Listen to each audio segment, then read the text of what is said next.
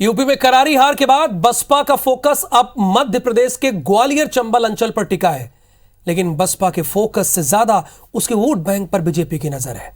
दरअसल ग्वालियर चंबल अंचल यूपी से सटा हुआ है और इस इलाके में बसपा का वोट बैंक दूसरी पार्टियों की जीत हार तय करता है।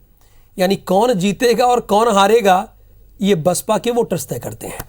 यही वजह है कि सियासी दल इस तबके को साधने में जुट गए हैं।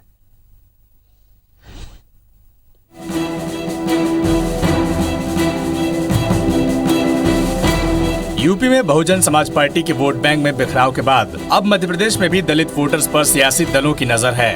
एमपी में विधानसभा चुनाव से पहले यूपी से सटी ग्वालियर चंबल संभाग की सीटों में बीजेपी ने बीएसपी के कोर वोट बैंक को अपने पाले में लाने की कवायद भी शुरू कर दी है। मध्य प्रदेश में 69 सीटों पर बीएसपी का वोट बैंक है। साल 2018 के चुनाव में बीजेपी को 41.6 और बीएसपी को 5.1% वोट मिले थे। साल 2020 में भी 28 सीटों पर हुए उपचुनाव में बीजेपी को 49.46% वोट मिले थे और 19 सीटों पर बीजेपी को जीत मिली थी, जबकि बीएसपी का खाता तक नहीं खुला था। लेकिन पार्टी को वोट 5.75% मिले थे।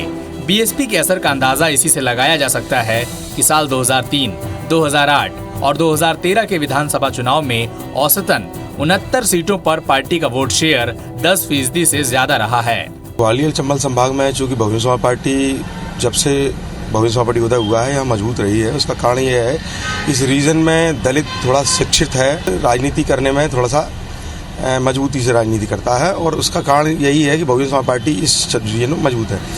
ग्वालियर चंबल क्षेत्र में अच्छे खासे बीएसपी समर्थक हैं। बीजेपी अपना वोट शेयर 50% के पार ले जाने के लक्ष्य में इन समर्थकों को साधने में जुट गई है।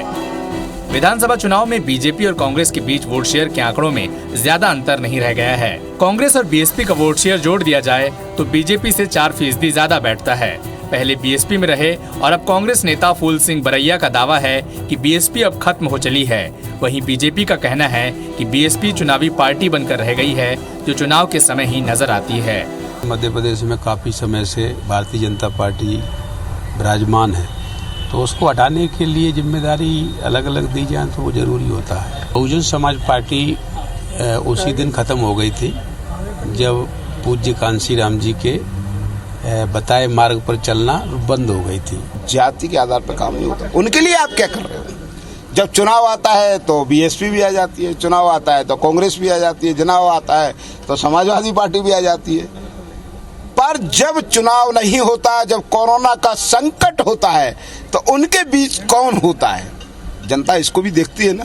साल 2018 के विधानसभा चुनाव के बाद बीएसपी ने कांग्रेस सरकार को समर्थन दिया था, लेकिन बाद में रिश्तों में खटास आ गई। ऐसे में बीएसपी वोट बैंक कांग्रेस का रुख करेगा ये कहा नहीं जा सकता। लिहाजा बीजेपी ने दलित वोट बैंक को साधने के लिए अपने कदम बढ़ा दिए हैं। नासिर गौरी, IBC 24, ग्वालियर।